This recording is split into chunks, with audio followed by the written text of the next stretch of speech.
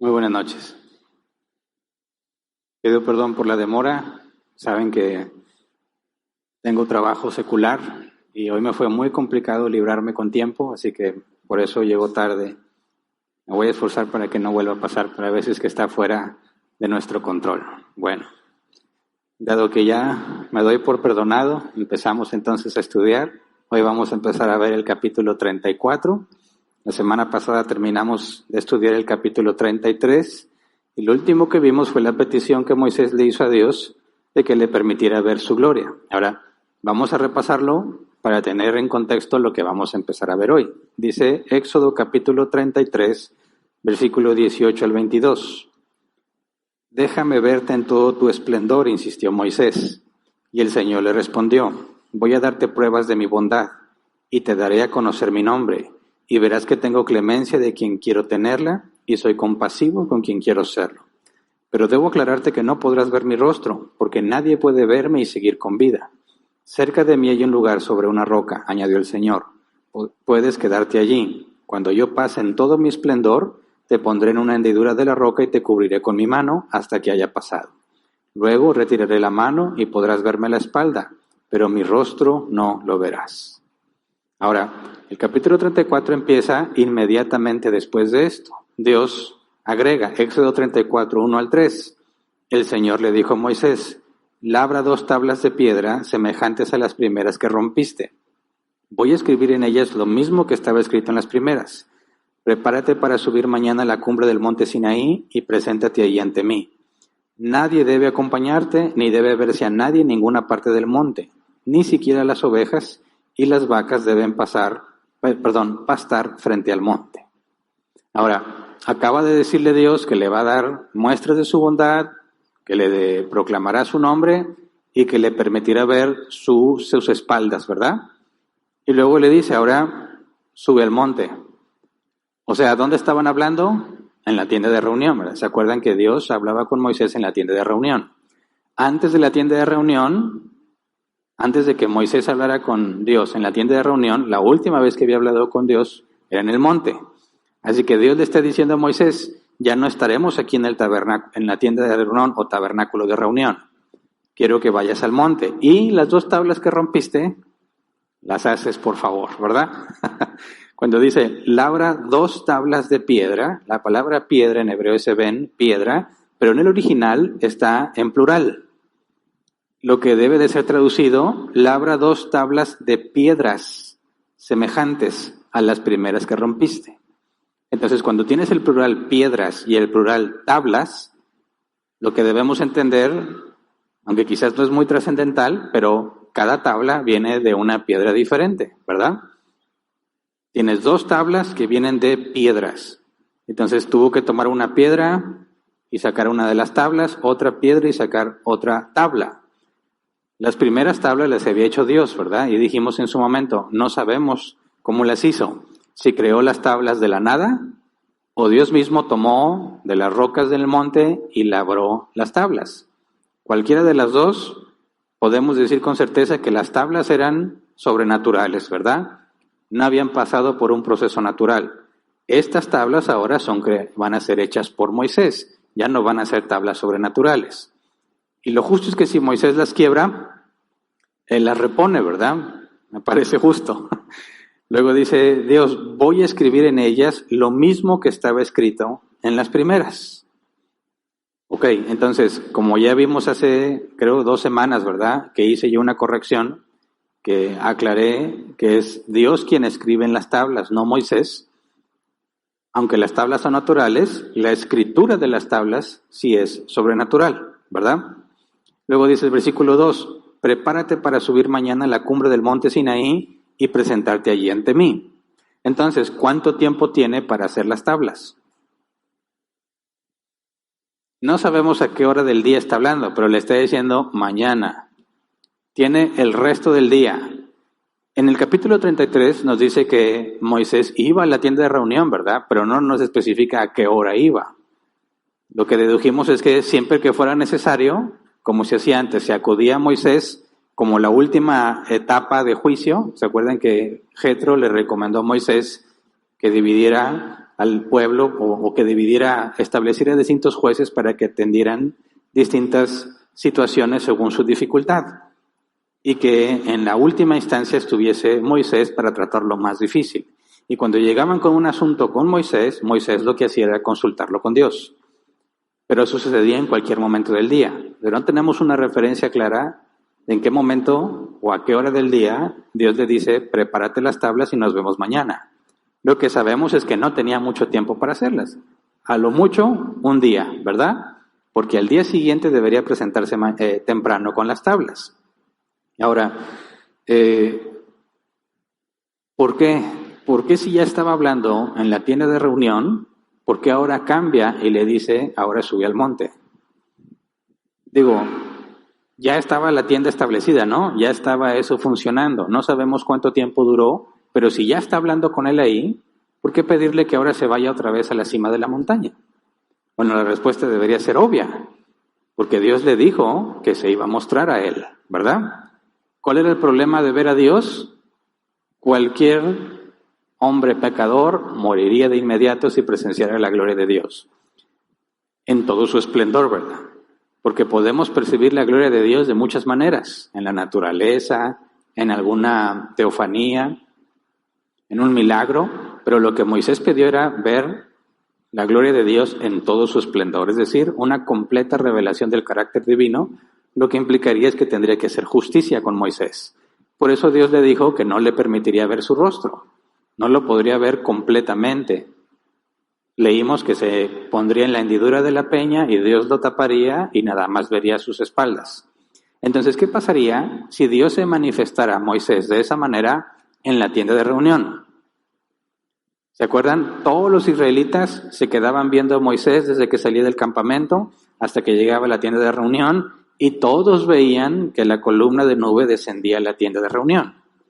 Si Dios se manifestara allí y protegiera a Moisés para que Moisés no lo vea, todos los del campamento morirían, ¿verdad? Porque estaba a la vista de todos.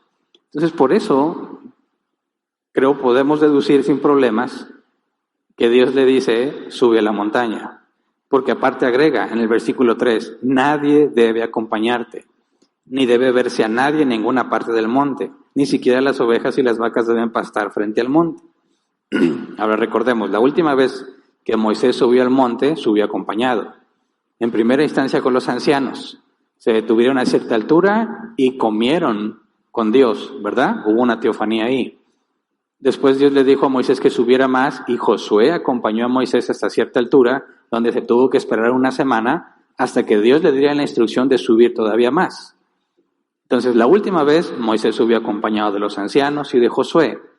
Ahora Dios especifica nadie, ni siquiera deben acercarse los animales. ¿Por qué? Por la misma razón, lo que está a punto de suceder. El nombre del tema de hoy es Moisés ve la gloria de Dios. Y fíjate cómo Dios está preparando esto. Solamente Moisés puede estar en el monte por lo que va a suceder. Éxodo 34:4.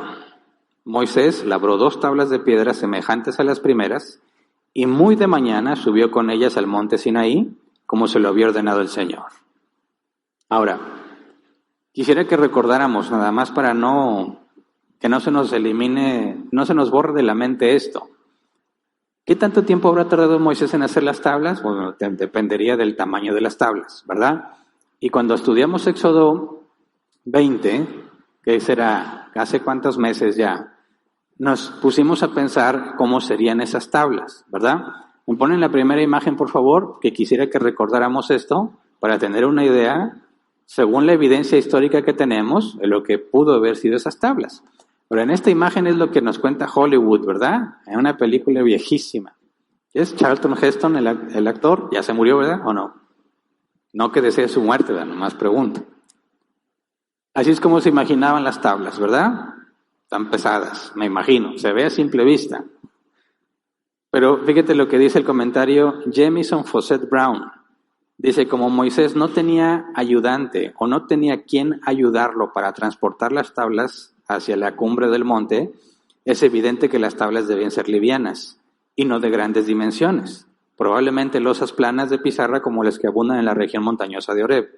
Una prueba adicional del tamaño comparativamente pequeño de las tablas aparece en la circunstancia de que fueron depositados en el arca del lugar santísimo. Entonces no podían ser así de grandes, ¿verdad? O tal vez sí, pero muy ligeras. Ahora me ponen la siguiente imagen. En su momento, cuando estudiamos el capítulo 20, dijimos que la evidencia que tenemos de las tablillas, vamos a Éxodo 32, 15 y 16 primero, antes de la imagen, nada más para dejar algo en claro aquí. Éxodo 32, 15 al 16 dice, Moisés volvió entonces del monte. Cuando bajó, traía en sus manos las 2 tablas de la ley, las cuales estaban escritas por sus 2 lados. Tanto las tablas como la escritura grabada en ellas eran obra de Dios. Tablillas escritas por los 2 lados. Cuando dice, cuando bajó, traía en sus manos las 2 tablas de la ley, rápidamente les comento, la Reina Valera 60 dice, y descendió del monte trayendo en su mano las 2 tablas del testimonio. La Reina Valera 60 dice, en su mano, en singular, las 2 en su mano. Pero la NBI dice en sus manos, en plural. Y en este caso, la NBI traduce correctamente, es en plural. Las tablas en sus manos implica que las 2 tablas en sus 2 manos o una tabla en cada mano. Las 2 serían posibles, ¿verdad? Las 2 situaciones. Ahora, si las traía él y venía descendiendo y Josué no le ayudó con las tablas, deducimos que deben de ser fáciles de transportar. Ahora sí, regresamos a la imagen, por favor, para ver unos ejemplos de unas tablillas babilónicas. Y estas están escritas por los 2 lados. Quisiera que checáramos más o menos el tamaño. La siguiente, por favor. Esa como que está todavía más pequeñita. Siguiente. Esta se ve un poco más grande y me imagino yo un poco más pesada porque se ve más gruesa. Y la última, la que sigue, hasta ahí. Pues esa se ve más pequeña. Pero eso sería evidencias de tablillas con información escrita, en este caso por ambos lados. Si tenía nada más un día para hacerlas, o menos de un día, no debe haber sido muy laborioso, ¿verdad? Y si las iba a cargar él solo, no deben de ser muy grandes ni muy pesadas, también considerando la edad de Moisés. Así que es probable que hayan sido pequeñitas. Pero bueno, quería que repasáramos eso para que no se nos olvide y nos llega de volada la imagen de las tablotas que nos imaginamos, y eso no es estrictamente bíblico, ¿verdad? Entonces Moisés cumple y está listo. Ahora, Moisés sabe que Dios va a cumplir lo que le dijo. Se va a mostrar a él y le va a revelar su nombre. Recordemos otra vez para ver exactamente lo que sucede. Éxodo 33, 19 al 23. El Señor le respondió, voy a darte pruebas de mi bondad. Esas pruebas de su bondad no tiene que ver con ver su gloria.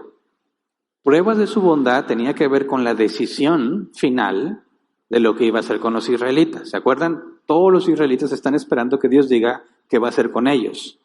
¿Va a habitar con ellos o ya no va a estar con ellos? Si ya no va a estar con ellos, nada del sacerdocio ni del sistema sacrificial se pondría a funcionar. No habría un mecanismo para estar en paz con Dios, mecanismo que me refiero a los sacrificios, ¿verdad?, por los pecados, incluyendo el que implicaba el perdón de todo el pueblo. Si no había un sistema sacrificial, los israelitas siempre estarían en enemistad con Dios. Por medio del sistema sacrificial podrían acercarse a Dios y recibir bendiciones. Entonces los israelitas están esperando que Dios les diga qué va a pasar. Todavía no se les revela exactamente qué va a suceder. Moisés va con la expectativa también de la respuesta final de parte de Dios. Luego dice, te daré a conocer mi nombre. El gran yo soy ya se lo había revelado, ¿verdad? Desde la zarza ardiente.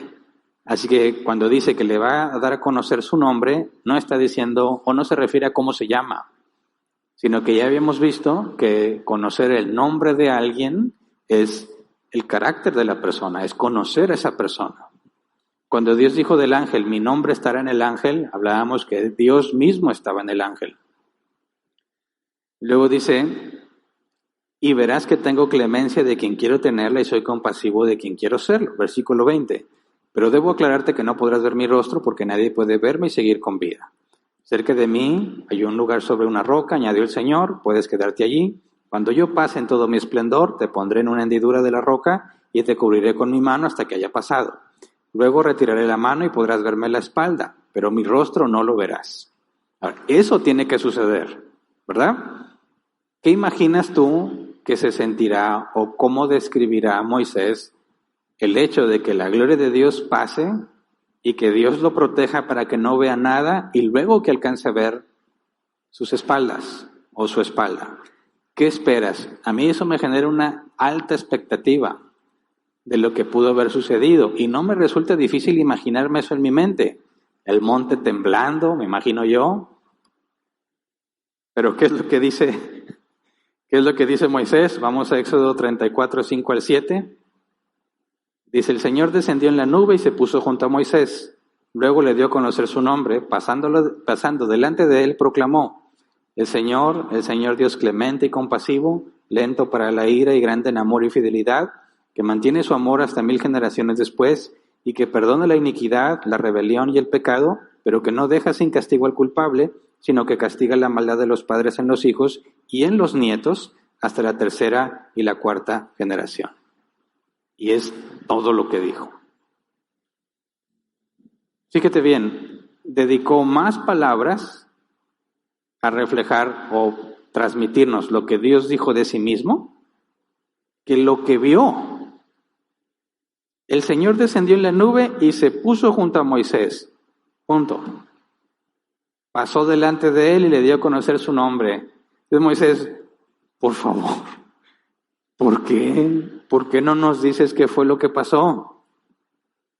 ¿Qué puede haber sido lo que él vio y que no decide escribir absolutamente nada de lo que vio? Ni siquiera si las piedras se movieron, si se levantó la tierra, nada. Nada. No nos dice nada sobre lo que vio. ¿No te parece extraño? A mí me parece muy extraño y hasta cierto punto como decepcionante. Todo el énfasis que se da de lo que Dios va a hacer y que va a tener que estar escondido Él en una hendidura y no nos dice absolutamente nada de lo que vio. ¿Dónde pone el énfasis? En explicar lo que Dios dijo de sí mismo. El comentario Pulpit dice, probablemente no se pueda dar más descripción de esa maravillosa manifestación más allá de las palabras que se les prometió. O sea, Moisés no encontró la forma de describirlo, así que no lo describió. No hay información al respecto. ¿Me pueden poner la imagen que sigue? Cuando yo me puse a buscar, a ver cómo alguien se imagina ese evento, lo más que encontré fue esta imagen. Pero no veo, se ve como que él está en una hendidura, ¿verdad? Y como que Dios está escribiendo sobre las tablas, que se ve como que es algo sobrenatural lo que está pasando con las 2 tablas. Se ve una luz, pero nada más. Por alguna razón, Dios decidió que Moisés no tenía que describir lo que vio. No tenemos forma de saber qué fue lo que vio. Dice el Señor descendió en la nube. Eso mismo pasaba en la tienda de reunión, ¿verdad? La columna de nube bajaba. Cuando Moisés llega a la cima, la columna de nube llega y se puso junto a Moisés. Y eso es lo que dice el original. Se puso junto a Moisés, la columna de nube. Y luego dice, luego le dio a conocer su nombre pasando delante de él. Ahí, en eso, pasando delante de él, se tenía que cumplir lo que le dijo. Iba a estar en la hendidura, iba a poner su mano sobre él para que no lo viera y después le iba a retirar a ver qué alcanzaba a ver nada más. Ahí está implícito y no hay ninguna descripción. En lo que sí Dios se aseguró que tengamos registro es lo que Él dijo de Él mismo. O sea, cuando dice la Escritura que proclamó su nombre, está describiéndose a sí mismo. Y esta descripción es fundamental porque me parece que los cristianos de hoy en día no entienden esta descripción o voluntariamente no la toman en cuenta. Fíjate, proclamó, el Señor, Dios clemente y compasivo, lento para la ira y grande en amor y fidelidad, que mantiene su amor hasta 1000 generaciones después y que perdona la iniquidad, la rebelión y el pecado, pero que no deja sin castigo al culpable, sino que castiga la maldad de los padres en los hijos y en los nietos hasta la 3ª y la 4ª generación. Ahora vamos al original. ¿Qué es lo que nos está diciendo? ¿Qué es lo que Dios dice de sí mismo en el original? Cuando la NBI dice que es clemente, la palabra hebrea se traduce como compasivo o misericordioso. Cuando la NBI dice que es compasivo, o sea, clemente y compasivo, la palabra compasivo en el hebreo es dar gracia o dar abundantemente gracia. Dice Dios, soy misericordioso y soy dador de gracia. Y esos dos conceptos hay que entenderlos. Misericordioso es no darte lo que te mereces. Cuando haces lo malo, te mereces un castigo. Si Dios te tiene misericordia, no te da el castigo que te mereces. Pero cuando habla de gracia, gracia es darte lo que no mereces. No te mereces una bendición. Ninguno de nosotros merece ser bendecido por Dios. Pero cuando Dios te bendice, lo hace por gracia, o sea, no te la mereces. Entonces fíjate cómo Dios pone estas dos cosas. Soy misericordioso, no te doy lo que mereces, pero también doy lo que no te mereces. Son dos cosas diferentes, ¿verdad? Y debemos entenderlas. Luego dice que es lento para la ira, y es lo que dice en el original, lento para la ira. ¿Cómo podemos entender que alguien es lento para la ira? Bueno, la palabra lento en hebreo también se puede traducir como paciente. Dios es paciente. Fíjate bien, lo que está diciendo de sí mismo está describiendo exactamente lo que los israelitas necesitan, porque están muy mal ante Dios por todo lo que hicieron.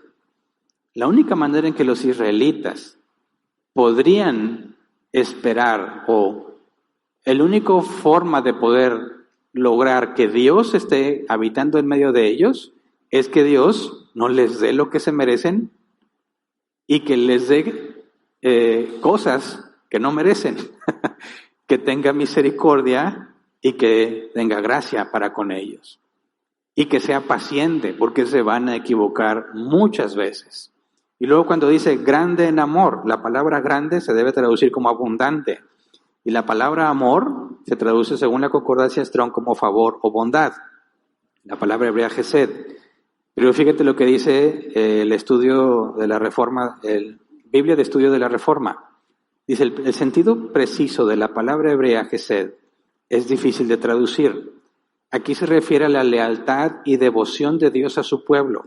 Una lealtad creada por el vínculo del pacto de Dios con su pueblo. O sea, lo que se nos traduce como amor no es propiamente lo que nosotros entendemos como amor, ni siquiera como el amor ágape en término griego. Habla el amor como una forma de decir que Él permanece con nosotros, como si Él fuese leal a nosotros. Pero no tiene por qué ser leal a nosotros porque no hemos hecho más que lo malo.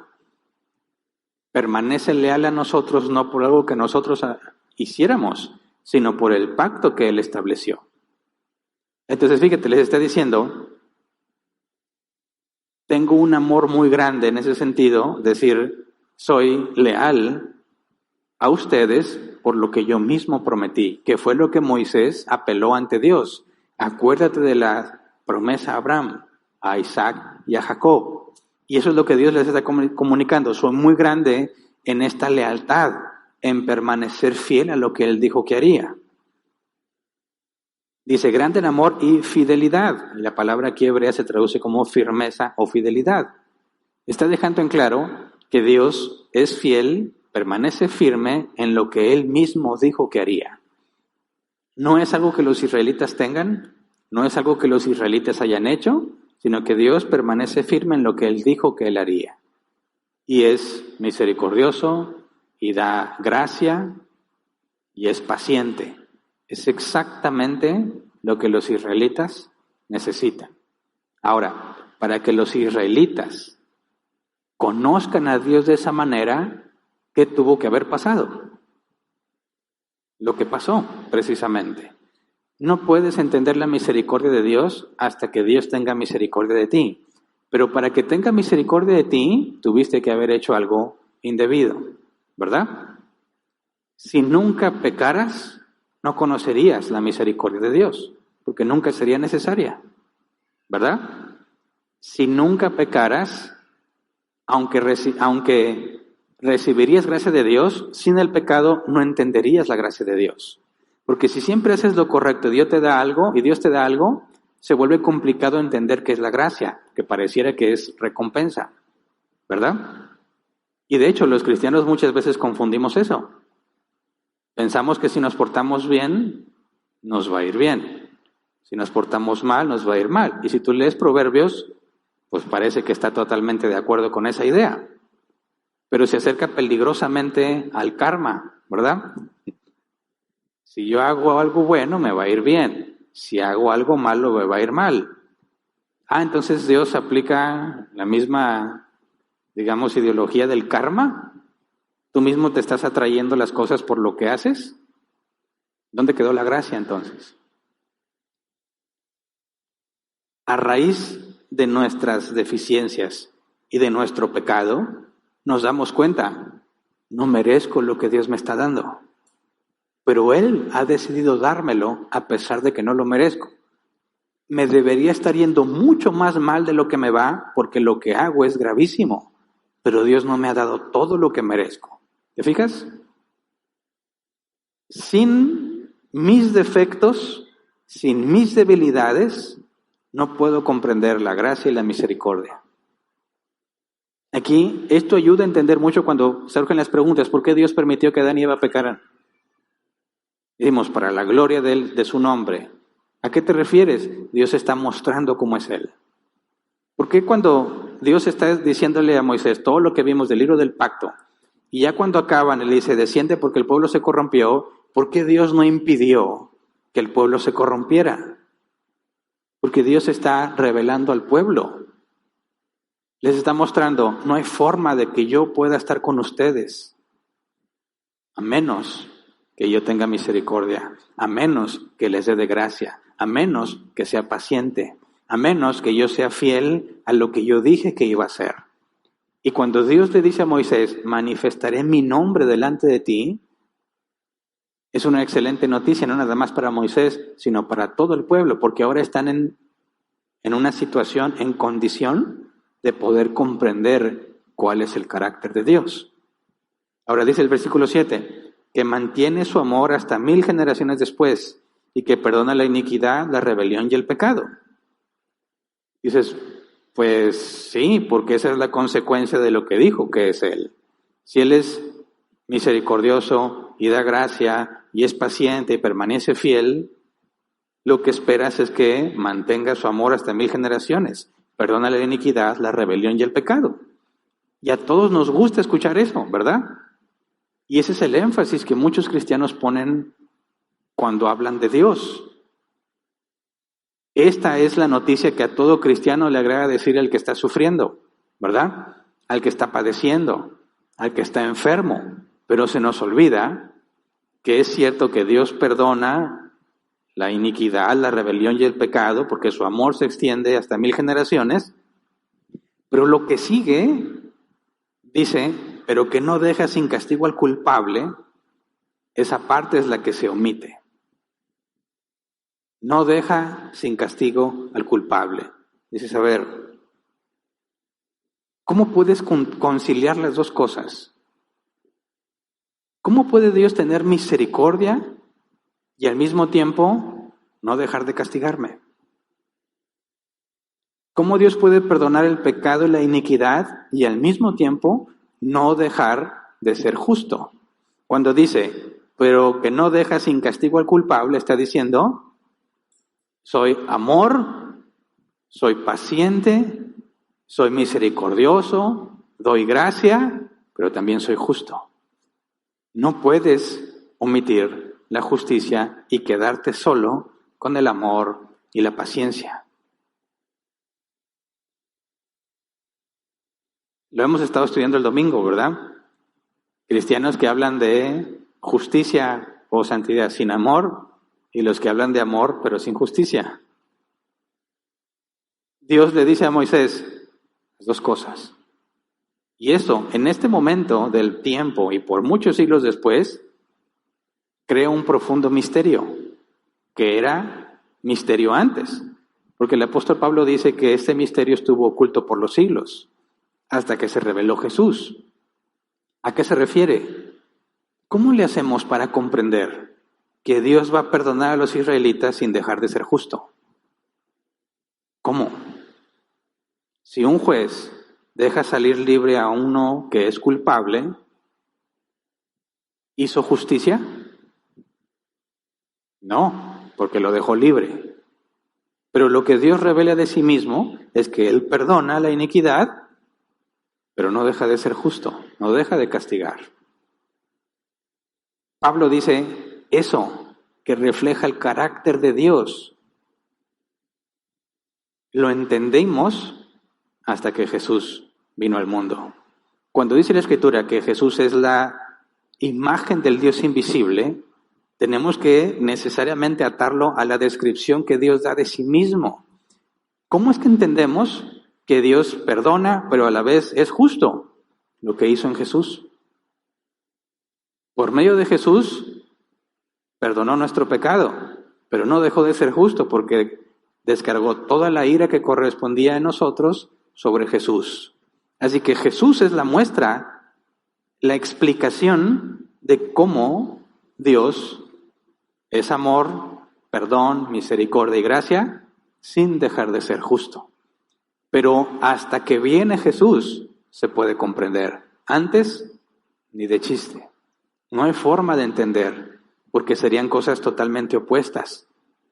O te perdona o te castiga. No puedes explicar las dos hasta que entiendes lo que el sacrificio de un inocente, en el caso del sistema sacrificial de los israelitas, un cordero sin defecto, una víctima sin defecto, a quien simbólicamente se le pasan tus pecados. Ahí estaba la clave, ahí estaba la muestra del perdón y la justicia, del amor y la justicia en Dios.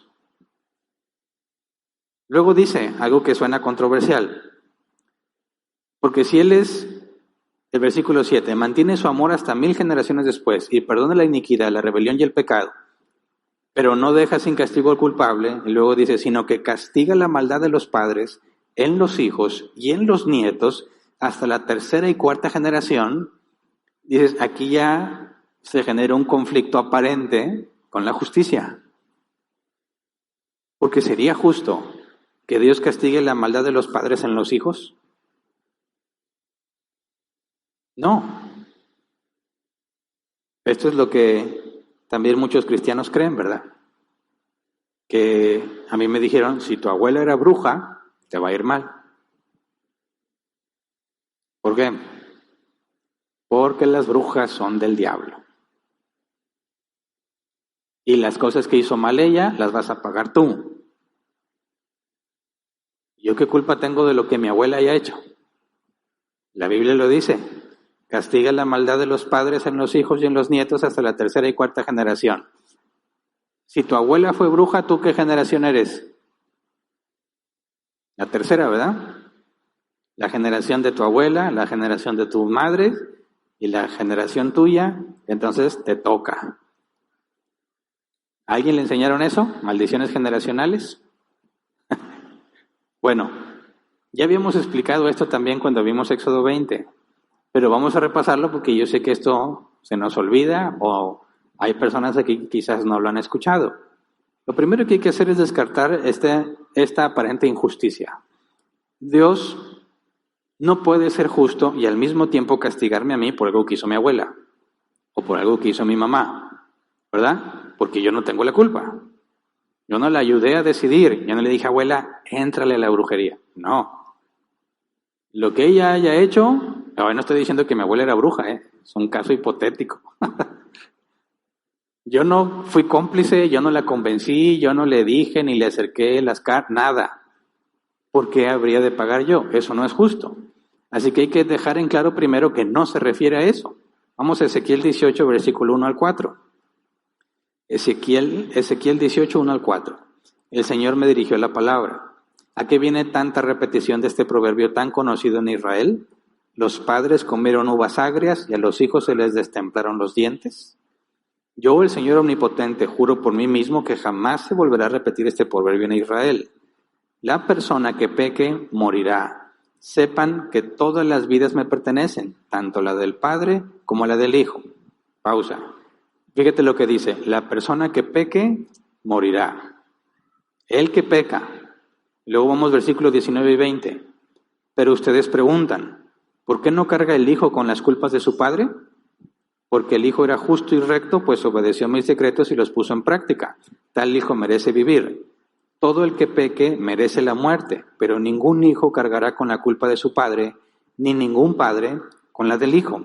Al justo se le pagará con justicia y al malvado se le pagará con maldad. Ni el hijo paga los pecados del padre, ni el padre los del hijo. A veces resulta muy fácil entender o aceptar la idea de que yo soy libre de los pecados de mis padres. Porque si yo pago mi propio pecado, lo que mis papás hayan hecho, o mis abuelos o bisabuelos, no tiene nada que ver conmigo. Pero a veces se nos dificulta verlo al revés. Aquellos que tenemos hijos y estudiamos la Escritura, tarde o temprano te vas a enfrentar al asunto de ¿qué tal si Dios no hace nacer de nuevo a alguno de mis hijos? ¿Qué voy a hacer si uno de mis hijos no quiere saber nada de Dios? ¿Por qué no querría saber nada de Dios si yo lo instruyo y yo lo educo en las cosas de Dios? Y cuando un hombre o una mujer se esfuerza por dar un buen ejemplo a sus hijos, por transmitirles fielmente lo que Dios dice, y sus hijos no quieren nada de Dios, en automático decimos, algo hice mal. ¿Verdad? Tuve que haber hecho algo mal. Quizás si no lo hubiese obligado a aprenderse tantos versículos. Quizás si no lo hubiese obligado a ir siempre a todos los eventos de la iglesia. Quizás si le hubiese dado una mejor explicación. Y se nos olvida lo que acabamos de leer en Ezequiel 18, versículo 20. Ningún hijo cargará con la culpa de su padre, ni ningún padre con la del hijo.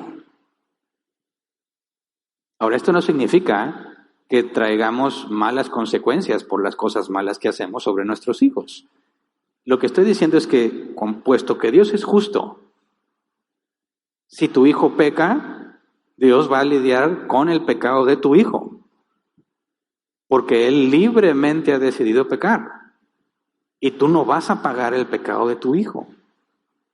Si tu hijo no quiere nada con los caminos de Dios, y Dios lo deja tomar sus decisiones, tienes que entender que no se trata de que tú seas el culpable. Porque dime, ¿cuándo has enseñado perfectamente algo a tus hijos? Perfectamente bien.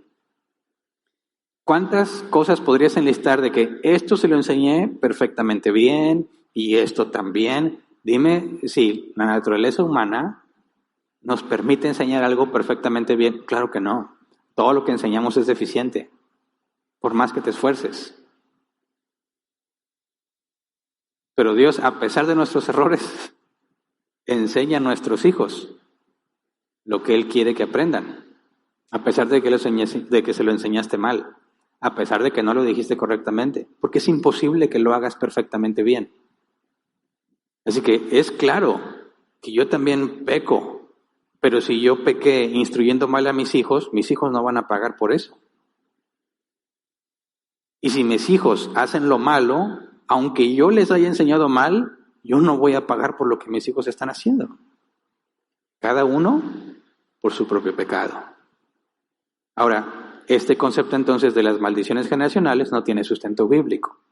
Pero entonces, ¿cómo entendemos lo que dice el texto?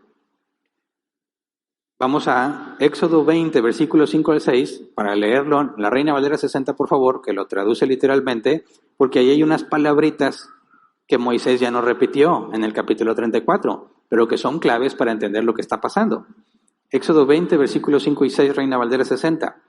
Dice, no te inclinarás a ellas ni las honrarás, porque yo soy Jehová tu Dios, fuerte, celoso, que visito la maldad de los padres sobre los hijos hasta la tercera y cuarta generación de los que me aborrecen, y hago misericordia a millares a los que me aman y guardan mis mandamientos. ¿Te fijas? Como que en el capítulo 34 Dios lo dijo al revés. Primero habló de su amor hacia 1000 generaciones y luego castigar o visitar la maldad de los padres sobre los hijos. En este capítulo 20, primero dice que visita la maldad de los padres sobre los hijos y luego que hace misericordia a millares. Pero cuando dice yo castigo, la NBI y la Reina Valera 60 dice visito, la palabra hebrea se debe traducir como atender, visitar, reunir, nombrar. La palabra maldad, el hebreo abón, iniquidad, culpa, castigo por iniquidad. Entonces cuando dice que él visita la maldad, la palabra iniquidad es eso que sale de nuestra carne, ¿verdad? De nuestros propios malos deseos. Visita la maldad o la iniquidad, está hablando de lo que los individuos han decidido hacer. Y si la visita de los padres sobre los hijos, la idea de que los hijos son víctimas por lo que hicieron sus padres no aplica. ¿Por qué? Porque al final dice, visito la maldad de los padres sobre los hijos hasta la tercera y cuarta generación de los que me aborrecen. La maldad de los padres, la iniquidad de los padres sobre los hijos, pero de los que aborrecen a Dios, mientras que hace misericordia a millares a los que le aman. Así que hay dos categorías: los padres malvados que tienen hijos malvados y que tanto los padres como los hijos aborrecen a Dios. Y la otra categoría de los que aman a Dios, seas padre o seas hijo. Y lo que nos dijo Ezequiel en el capítulo 18 es que cada uno por su propio pecado. Si un hombre malo, léete todo el capítulo 18, si un hombre malo tiene un hijo justo, al hombre malo será castigado por su pecado y el justo se le recompensará según su justicia. Aunque su padre era malo, si el hijo hace justicia, recibirá lo que corresponde a un justo. Y si un hombre es justo y tiene un hijo malvado, al hombre justo se le recompensará su justicia y al hijo malvado se le castigará por su maldad. Ahora, llévate ese principio a lo que dice. Visito la maldad de los padres sobre los hijos hasta la tercera y cuarta generación de los que me aborrecen. O sea, padres malvados que no quieren nada con Dios, Dios va a visitar la maldad en ellos y en la siguiente generación y en la siguiente generación, porque juntos, tanto padres como las siguientes generaciones, aborrecen a Dios. Ahora, ¿qué significa que Dios señale la maldad? Propiamente que los va a castigar, les va a dar lo que merecen. Es lo justo, Dios no deja de ser justo. Pero ¿qué pasa si tienes a una generación que aborrece a Dios, pero el hijo busca a Dios? ¿En qué categoría cae? ¿La maldad de los padres caerá sobre él? No, ya él está en otra categoría, los que aman a Dios. Y Dios le dará misericordia a los que le aman. ¿Me explico? Entonces, no está hablando que vas a pagar por lo que tu papá hizo, sino que los que aborrecen a Dios, Dios va a estar señalando su maldad hasta la tercera y cuarta generación. En cambio, a los que aman a Dios, millares, hasta miles de generaciones. Pero cada individuo va a caer en alguna categoría, los que aborrecen a Dios o los que aman a Dios, independientemente de lo que tus padres hayan hecho. Ahora, dice que hasta la tercera y cuarta generación visitará la maldad. Y esto implica, en cierta manera, que ahí hay una muestra de misericordia, aunque parece que no. Porque si vamos a Ezequiel 18, 21 al 23. Dice, si el malvado se arrepiente de todos los pecados que ha cometido y obedece todos mis decretos y practica el derecho y la justicia, no morirá, vivirá por practicar la justicia. Y Dios olvidará de todos los pecados que ese malvado haya cometido. ¿Acaso creen que me complace la muerte del malvado? No quiero más bien que abandone su mala conducta y que viva. Yo, el Señor, lo afirmo. Ahora, ¿cómo es que el malvado deja de hacer la maldad que hacía? Se arrepiente. Y aunque aquí no está revelado, sabemos que el arrepentimiento no es algo que el ser humano genera en sí mismo, es algo que Dios le concede. Entonces está diciendo, el malvado se arrepiente, va a ser tomado por justo. Pero ¿cómo es que el malvado se arrepiente? ¿Qué hace que una persona tenga la esperanza de alcanzar arrepentimiento? Lo primero es que Dios le señale su pecado. Si Dios no le señala su pecado, no va a avanzar, no hay esperanza. Mira, vamos a Romanos capítulo 1, versículo 22 al 28. Romanos 1, 22 al 28. Aunque afirmaban ser sabios, se volvieron necios y cambiaron la gloria del Dios inmortal por imágenes que eran réplicas del hombre mortal, de las aves, de los cuadrúpedos y de los reptiles. Por eso Dios los entregó a los malos deseos de sus corazones que conducen a la impureza sexual, de modo que degradaron sus cuerpos los unos con los otros. Cambiaron la verdad de Dios por la mentira, adorando y sirviendo a los seres creados antes que el Creador, quien es bendito por siempre. Amén. Versículo 26. Por tanto, Dios los entregó a pasiones vergonzosas. Asimismo, los hombres dejaron las relaciones naturales con la mujer y se encendieron en pasiones lujuriosas los unos con los otros. Hombres con hombres cometieron actos indecentes y en sí mismos recibieron el castigo que merecía su perversión. Además, como estimaron que no valía la pena tomar en cuenta el conocimiento de Dios, Él a su vez los entregó a la depravación mental para que hicieran lo que no debían hacer.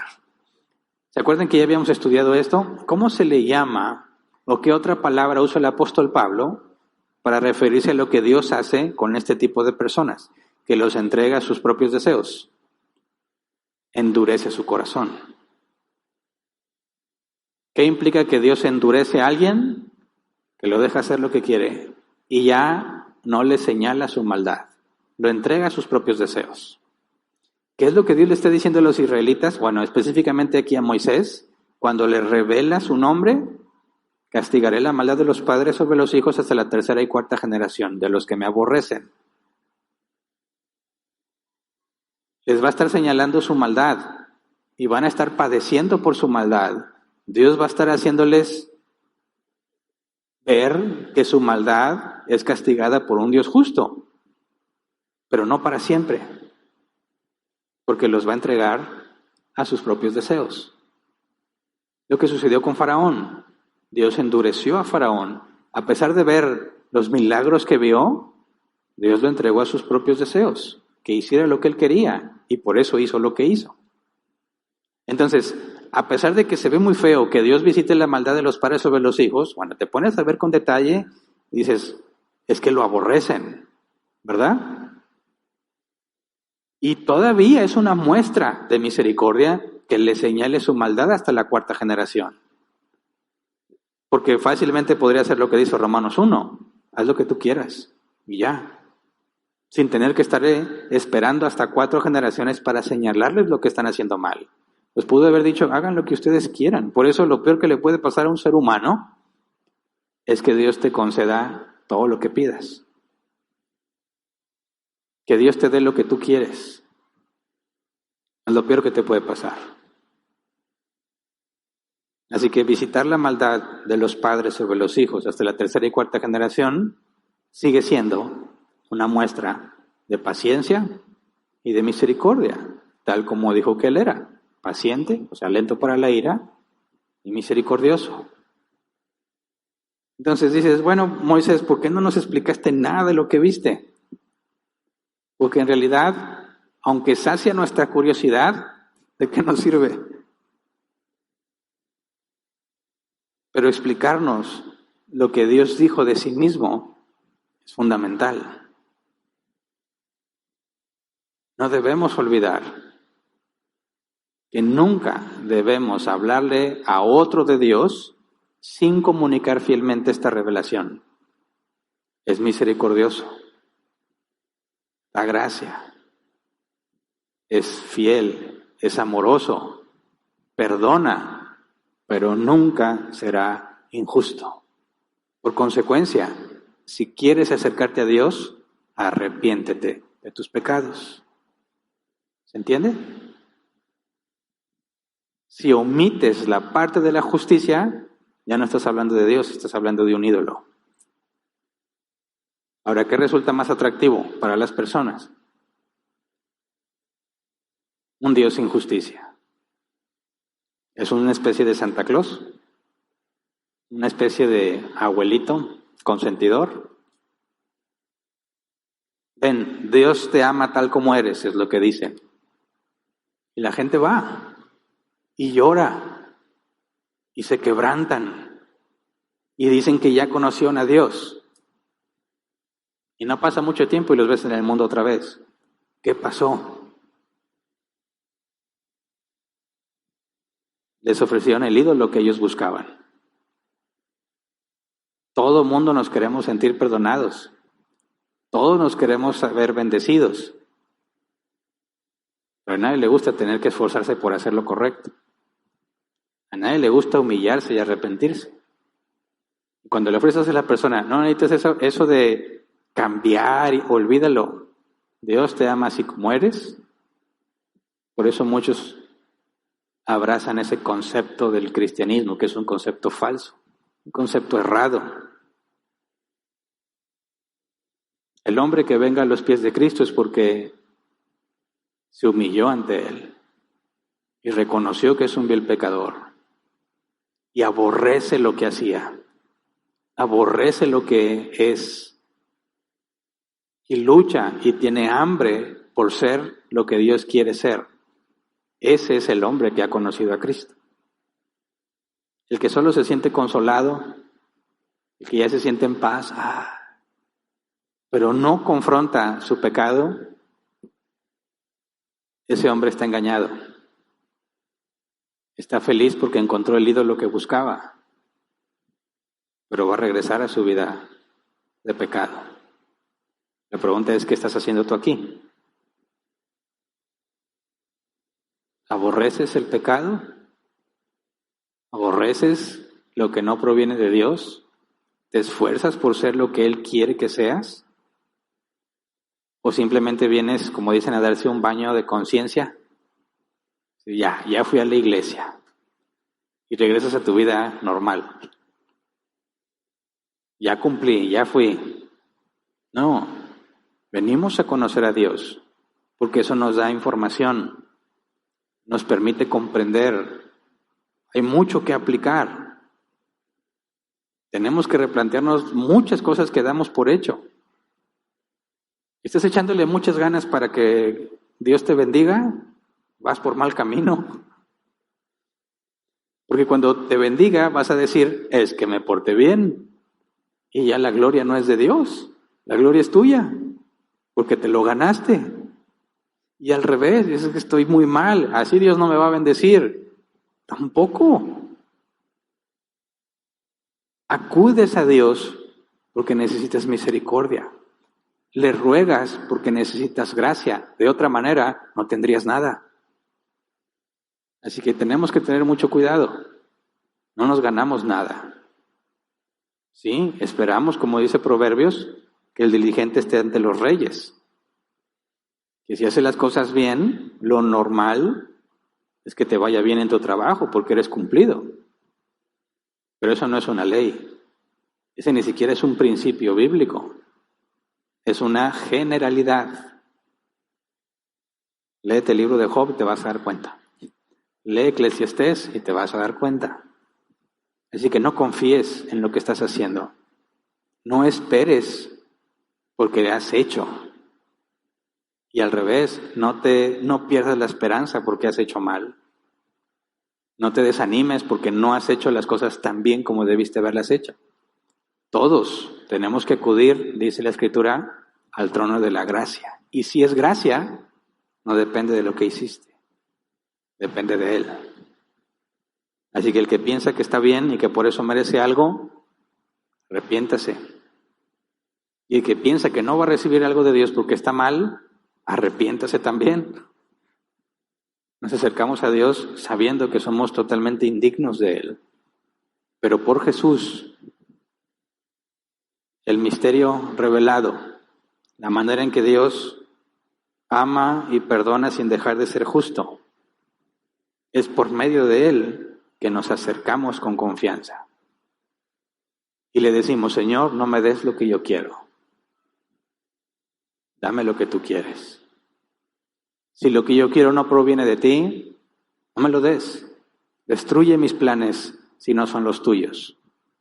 Dame solo lo que corresponde a tu voluntad preceptiva. La voluntad decretiva siempre se va a cumplir, ¿verdad?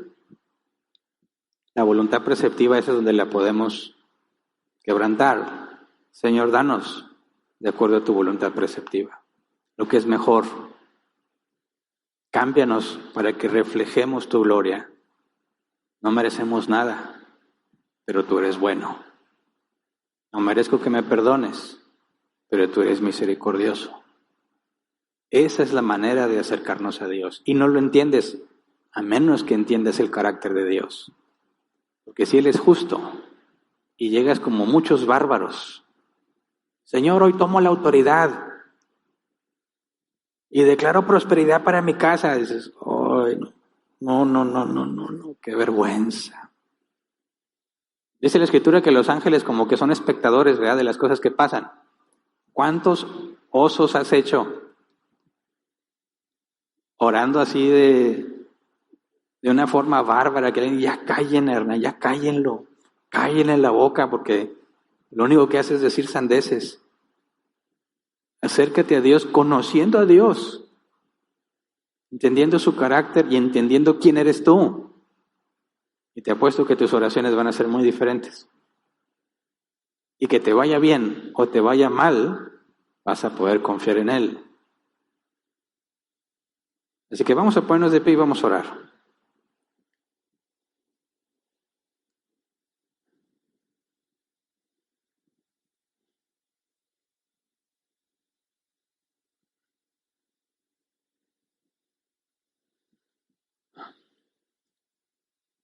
Vamos a ver un poco más adelante que después de que Moisés vio la gloria de Dios, aunque no nos relató qué fue lo que vio, le va a quedar una evidencia en él, su cara, ¿verdad?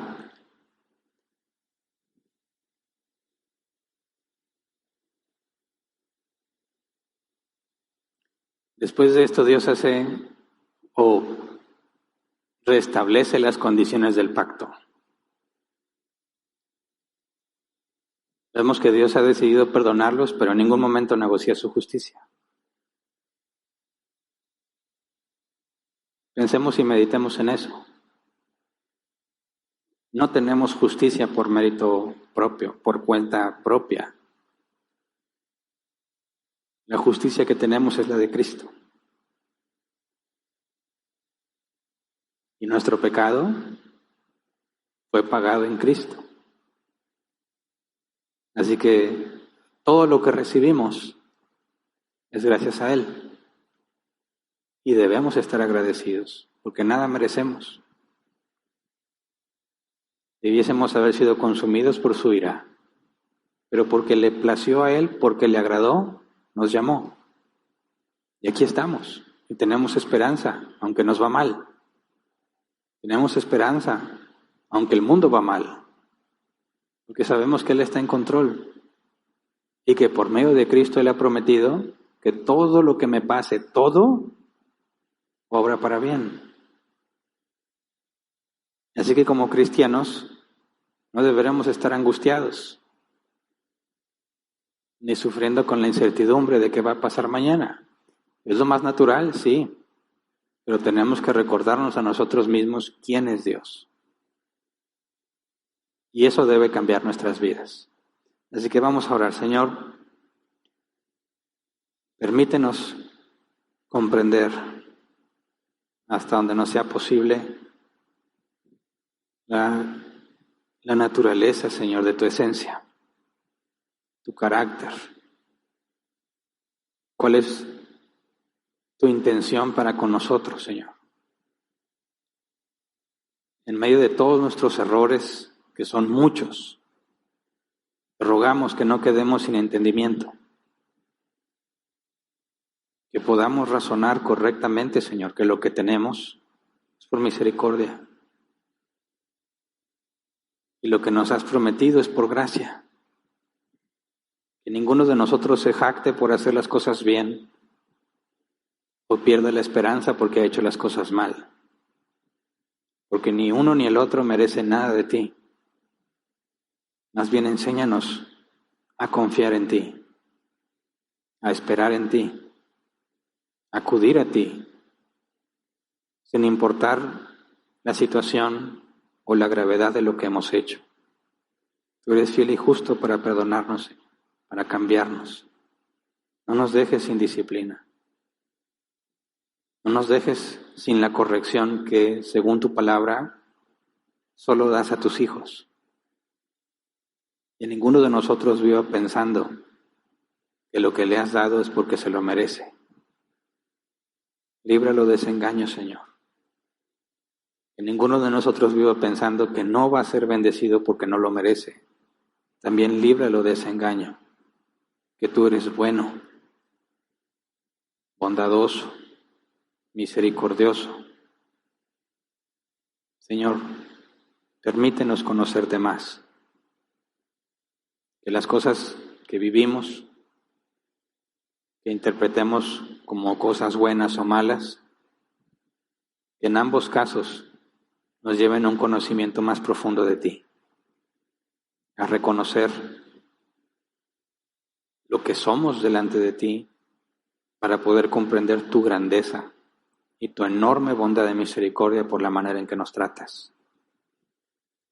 Enséñanos, Señor, como Moisés dirá más adelante, enséñanos a contar de tal forma nuestros días que traigamos al corazón sabiduría. Señor, permítenos mantener nuestra confianza en ti, nuestra esperanza en ti. Enséñanos que podemos acudir a ti sin importar lo grave de la situación. Enséñanos, Señor, que por medio de tu Hijo tenemos acceso al trono de la gracia para recibir la oportuna gracia que necesitamos para continuar con nuestras vidas. Danos, por favor, Señor, congruencia entre lo que entendemos y lo que hacemos. Te lo pedimos en el nombre de Jesús. Amén. Muy bien, pueden sentarse. Pasemos a la sección de preguntas.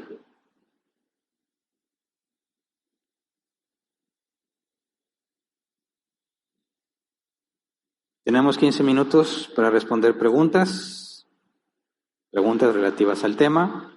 Si no está relacionada al tema, la paso al final y si queda tiempo, me esforzaré por contestarlo rápidamente. A veces me siento como Marco Antonio Regil en 100 Mexicanos dijeron. Repetir siempre las mismas instrucciones. Si estás aquí entre nosotros, puedes hacer tu pregunta en el grupo de WhatsApp. Si no estás en el grupo de WhatsApp, puedes escanear el código QR para que te agregues. Si estás en las redes sociales, si no estás en el grupo de WhatsApp, puedes hacer tu pregunta en los comentarios y nuestros hermanos multimedia lo van a comunicar a este grupo. El grupo solamente se activa durante la sesión de preguntas y respuestas. Si estás viéndonos en línea y no estás en vivo, no vamos a responder la pregunta que hagas. La pregunta se va a intentar responder mientras estamos en vivo. El tiempo empieza a correr hasta que yo empiezo a leer la pregunta, ¿ok? Primer pregunta. Antonio Fara dice en Ezequiel, cuando dice que al malvado se le pagará con maldad, todo el que peque merece la muerte, pero ningún hijo cargará con la culpa de su padre, ni ningún padre con la del hijo. El justo se le pagará con justicia y el malvado se le pagará con maldad. ¿Esa maldad con la que pagará se refiere al castigo de Dios o cómo lo explicas? Sí, es muy interesante esa pregunta y qué bueno que la haces. Mira, decimos que o distinguimos entre tipos de maldad. La maldad que haces de tus propios deseos pecaminosos, lo experimentamos como algo malo, ¿verdad? Te lleva al sufrimiento. Esa es la esencia de la palabra maldad, sufrir. Y luego vemos que cuando reciben su merecido, también sufren, ¿verdad? Ese es otro tipo de maldad. Pero esa maldad, o sea, ese sufrimiento que reciben por haber hecho lo malo, ya no es producto de sus propios deseos pecaminosos, sino producto de la justicia que Dios hace para con ellos. ahí es donde entiendes, en ese sentido, que se les paga con maldad, por la esencia de la palabra maldad, el sufrimiento, la adversidad. Entonces, hacemos maldad porque proviene de nuestros propios malos deseos y recibimos maldad en cuanto al sufrimiento que vamos a experimentar por la justicia divina. Así es como al malvado se le paga con maldad. Espero que se haya aclarado. Siguiente. Dylan Roberto dice, hola, buenas noches, pastor. Ezequiel 18 también aplicaría en un matrimonio en yugo desigual cuando una de las dos partes no quiere saber nada de Dios. ¿Sí? Mira, en el Nuevo Testamento nos dice que, y eso lo digo porque a veces hay confusión, que el marido incrédulo queda santificado por la mujer cristiana. Y eso lleva a pensar a algunos que si estás casado con un cristiano te vas a salvar como quiera, o que tu esposo o esposa incrédulo o incrédula se va a salvar porque tú eres cristiano. No, la palabra santidad tiene que se traduce como ser puesto aparte. El marido incrédulo recibe un trato diferencial, es distinto al mundo porque su esposa es creyente y lo trata como corresponde a una mujer creyente, pero eso no significa que se va a salvar. En última instancia, lo que dice Ezequiel 18 es que cuando Dios juzgue, a cada uno se le va a dar lo que merece, indistintamente de tus relaciones.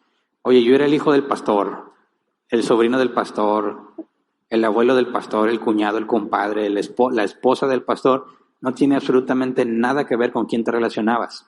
Lo que va a ser tomado en cuenta es tu pecado, tus obras. Los que estamos en Cristo no vamos a ser juzgados según nuestras obras, sino según las obras de Jesús. En cuanto a salvación, en cuanto a recompensa, sí vamos a ser juzgados según nuestras obras. Los que no son de Cristo van a ser juzgados según sus obras para salvación, y por eso todos van a ser condenados. Si alguien en toda su vida rechaza la gracia de Dios y muere sin haberse humillado ante Cristo, se le va a dar la maldad que merecen sus acciones, aunque haya sido esposo o esposa de un cristiano. Siguiente, Pedro Lozano, pastor, Dios lo bendiga. El hacerse un Dios que se acomode a nuestra conveniencia, que no confronte nuestro pecado, ¿se toma como idolatría? ¿Sí? Porque toda aquella cosa o persona que reciba la adoración que corresponde a Dios o la gloria que corresponde a Dios es un ídolo. Y cuando alguien se forma un Dios a su propio gusto y supuestamente le sirve y le canta y le alaba, es un ídolo. Esa es exactamente la definición de un ídolo. Por eso es que muchos de los que se dicen cristianos en realidad son unos idólatras y no se han dado cuenta. Siguiente, dice, el nombre es Cheque. Buenas noches, pastor, Dios le bendiga. ¿Cómo educar hijos justos, bíblicamente hablando? No puedes hacer tú justo a un hijo. No puedes educarlos para que sean justos.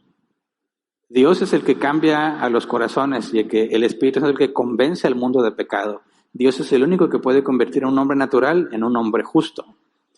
Nosotros lo que instruimos es la justicia. No educamos hijos justos porque nosotros no los podemos hacer justos. Para que sean justos tienen que ser declarados justos por la obra del nuevo nacimiento, de la regeneración. Lo que nosotros debemos hacer es enseñar justicia, o sea, enseñar la verdad, lo que es correcto. Dios decidirá si nuestros hijos lo comprenderán o no, conforme a su soberana voluntad. No hay tampoco por qué temer, decir, estás con la ansiedad de si Dios va a salvar a tus hijos o no. Eso ya está decidido, ¿verdad? Desde antes de la fundación del mundo. Y es muy probable que Dios te haya traído a ti al Evangelio para que tú llevaras a tus hijos al Evangelio. Sin embargo, obviamente no es una regla. Y hay casos, como lo dice la propia Escritura, como los hijos de David, algunos de los hijos de David, los hijos de Samuel, al menos un hijo de Moisés, no siguió en el camino de Dios. Pero nuestra tarea es hacer lo que es correcto, enseñarles la verdad bíblica y tener la esperanza en Dios, ¿verdad? Que Él los llame a su reino. Siguiente, Lisbeth de Jauregui. Buenas noches, pastor. El otro día vi un video donde John MacArthur contestaba una pregunta sobre qué ¿por qué permitió que Eva probara el fruto? Pero muchos comentarios en dicho video decían que cómo Dios podía permitir eso. ¿Cómo podría ser Él el autor del pecado, asumiendo que pudo detener a Eva y no lo hizo? Mi pregunta es, ¿cómo podemos aplicar la justicia de Dios en esta situación? Entonces que mira, el hecho de que Dios haya creado a Adán y Eva con la capacidad de hacer lo bueno y la capacidad de hacer lo malo, no lo convierte en el autor del pecado. Porque si Adán y Eva son responsables de su pecado, eran libres para decidir. Y si ellos decidieron libremente pecar, y Dios es justo, les da lo que merece su pecado. Pero no puedes decir que Dios es el creador del pecado, porque para empezar tienes ahí una contradicción lógica. Mira, pecado es maldad, ¿verdad? Y la maldad la entendemos o la definimos bíblicamente como todo aquello que no es de acuerdo a la naturaleza de Dios. En pocas palabras, la maldad es la ausencia de los atributos divinos, la ausencia de Dios, lo opuesto a Dios. Pregunto yo, si la maldad es lo opuesto a Dios, ¿cómo Dios puede crear lo opuesto a Él, verdad? No se puede. Si la maldad es la ausencia de Dios, ¿cómo es que la crea en ese sentido? No podemos decir que el pecado es algo, a eso es a lo que voy. No es un ente, no es una entidad, no es un objeto, no es una energía, no es materia, no ocupa un lugar en el espacio. Si hablamos de crear el pecado, eso crea confusión, que dices, a ver, ¿cómo lo creó? No son esos los términos. Ese vocabulario no es apropiado. Decimos, Dios crea a Adán y Eva y les da la capacidad de decidir, les da la libertad para decidir y Él quiere tener una relación de amor con ellos. Obviamente deducimos de la Escritura que no somos títeres, ¿verdad? Y velo en estos términos. Si Dios quiere que le amemos y existe esta relación de amor, necesariamente requieres la posibilidad de rechazarlo. Porque si no tienes la oportunidad ni la capacidad de rechazar a alguien y estás con él a la fuerza o porque no tienes esa opción, no puedes hablar de amor. Es como un hombre que dice que está locamente enamorado de una mujer, pero ella no quiere nada con él y él elimina las opciones y la secuestra y la encierra en el sótano para que pueda estar con él toda la vida, para que se amen. Dices, ese hombre está loco, ¿verdad? Para que esta mujer pase sus días con este hombre en una relación de amor, esta mujer tuvo que haber aceptado libremente pasar sus días con este hombre. Entonces entendemos que cuando Dios le da a Adán y Eva la capacidad de hacer lo bueno y lo malo y les dice, todo lo pueden comer, pero no coman de esto, porque cuando coman de esto van a morir, van a ser apartados de Dios y lo hacen. A mí me genera mucho conflicto decir, ¿cómo consideras que Dios fue el autor? Porque no se lo impidió. Pues no, porque nadie va a ser forzado a estar con Dios, nunca. Y los que están en el lago de fuego no están en el lago de fuego en contra de su voluntad, es precisamente lo que ellos desean. Entonces, el hecho de que Adán y Eva hayan pecado porque Dios lo permitió, en ninguna manera convierte a Dios en el autor del pecado. Al contrario, yo lo que veo, como debe ser la respuesta correcta, Dios manifiesta quién es Él a través de lo que permitió. Jamás hubiésemos conocido a Dios si no hubiesen Adán y Eva pasado por ahí. Aún el conocimiento, porque fíjate, este no es un proceso terminado, ¿verdad? Dios a uno les va a dar justicia, a otro les va a dar misericordia y gracia. A nosotros misericordia y gracia por medio de Jesús, a los demás justicia. Pero si no hubiésemos pasado por este mundo, cuando lleguemos al cuerpo glorificado, la manera en que conoceremos a Dios no se compara con lo que Adán y Eva conocieron antes de haber pecado. Entonces, yo no veo realmente el conflicto que veo que muchos tienen cuando entienden que Dios es soberano y permitió que Adán y Eva pecaran. Dios está mostrando a su creación. Y como dice el apóstol Pablo, ha creado vasijas o vasos de honra y otros de deshonra. Con nadie es injusto. A los que están en el lago de fuego les va a dar lo que ellos quieren. Y a los que Él hizo nacer de nuevo, les va a dar lo que ellos quieren. Los que nacieron de nuevo aman estar con Dios y anhelan estar con Dios. Los que no, no. Y a fin de cuentas, en eso se resume. A los que quieren estar con Él, los va a tener con Él por la eternidad. A los que no, no por la eternidad. Y ya. Así que no nos confundamos en esa parte. El problema de Dios como autor del pecado me parece en muchos sentidos que es falta de comprensión quizás o de análisis para comprender en ese sentido lo que Dios ha hecho a la luz de toda la Escritura. Siguiente, dice Grace: Pastor, buenas tardes. ¿Cómo puedo explicar a mi hijo la soberanía de Dios al mismo tiempo que el libre albedrío y la voluntad decretiva y preceptiva en cuanto al pecado? Pues en los términos bíblicos. El libre albedrío existe, pero nunca como autonomía. No somos independientes de Dios. Tenemos la capacidad de elegir y ese es nuestro problema, que elegimos lo que nosotros queremos. Y puesto que elegimos lo que nosotros queremos, es por eso que pecamos.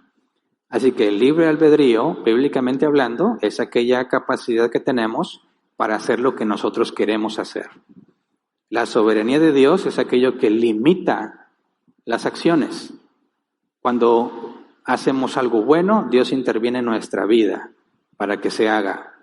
Cuando sucede algo malo, Dios lo permitió. Nada pasa sin que Dios lo permita. Si Dios es soberano y ha planeado todo lo que sucederá en toda la historia de la humanidad, implica que nadie hizo algo que Dios no hubiese permitido. Pero eso no te quita la capacidad de decidir. Cuando Dios no quiere que peques, no te va a dejar pecar, pero tú querías pecar. Tú decidiste pecar, pero no te va a dejar. Como en el caso de este hombre que estuvo a punto de tomar por esposa a la mujer de Abraham, ¿verdad? Rey de Egipto, ya no me acuerdo cómo se llamaba. Y cuando va a permitir que peques, como a Pedro se le dijo, Satanás os ha pedido para zarandearlos, pero yo he rogado que tu fe no falte, sigue siendo la soberanía de Dios. Pero en ningún momento perdiste la capacidad de decidir. Que Dios en algunos momentos te deje y en otros no te quita tu capacidad de decidir aquello que más quieres hacer. Y en cuanto a la voluntad decretiva y preceptiva, pues la clave está en que la decretiva no la conocemos, ¿verdad? La voluntad decretiva es lo que Dios ha ordenado que suceda y nadie lo sabe hasta que se cumple. No nos preocupamos por esa, porque esa siempre la va a cumplir Él, siempre la va a hacer. De hecho, ni siquiera tendríamos que orar para que Dios cumpla su voluntad decretiva. No tiene sentido porque es un hecho. La voluntad preceptiva es lo que Él ha revelado que debes hacer. Lo que es la mejor oferta de Dios. Y esa sí la podemos desobedecer. Cuando Dios dice, no mates, y ves que las personas, no asesines es lo que dice el original, y ves que algunos asesinan, no hicieron caso a la voluntad preceptiva. Lo que Dios dijo, esto es lo mejor para ti, que no asesines a nadie. Pero tú decides si la quebrantas. Y ahí es donde está el conflicto de nuestro libre albedrío, que quebrantamos la voluntad preceptiva. Entonces yo creo que si lo explicas el libre albedrío en términos bíblicos, no debe haber conflicto. Pero si preguntas, ¿cómo le hace Dios para que haga ciertas cosas mientras tú las decides? Pues eso ahora sí no tenemos respuesta. Pero todo lo que yo estoy haciendo, lo hago porque así lo decidí. Si resultó que hice algo bueno, fue el Espíritu Santo en mí, que me guía la verdad. Si hice algo malo, ese sí viene de mí. Pero ambas cosas las decidí. Más allá, explicar el proceso está lejos de nuestro alcance bíblico. No está revelado. Y bueno, hasta aquí nos quedamos. Muy bien. La próxima semana toca sesión de preguntas y respuestas. Es hasta el próximo martes. En este caso quedaron 2 preguntas pendientes nada más. Si les interesa, nos vemos el próximo martes para tratar de responderlas. Es todo, entonces. ¿Hay avisos? Ok, personas que nos visitan por primera vez. Alicia Chavarría, Marisa Chavarría, Ana Guajardo, Brenda Mesa, Ulisa Martínez, Naomi Estefanía, Óscar Ortega y Francisco Flores. ¿Se pueden poner de pie, por favor? Quisiéramos saber quiénes son. Un aplauso. Mucho gusto. Pueden tomar su lugar. Estamos para servirles en lo que podamos. Cualquier duda, con confianza, espero seguir viéndolos por aquí. Y las ventas, ¿verdad? Bueno, ahí van a poner en el proyector lo que están ofreciendo nuestros hermanos. Recuerden que lo que se invierte ahí para vender, las ganancias son para la iglesia, para hacer las mejoras. Y en el caso de las ofrendas, que está la caja de ofrendas ahí atrás, para mantener este lugar funcionando. No le garantizamos a nadie que le va a ir bien por ofrendar. No hay ninguna promesa al respecto en la Biblia. Dice que si vas a ofrendar, que lo hagas con alegría, no por tristeza ni por necesidad, ¿verdad?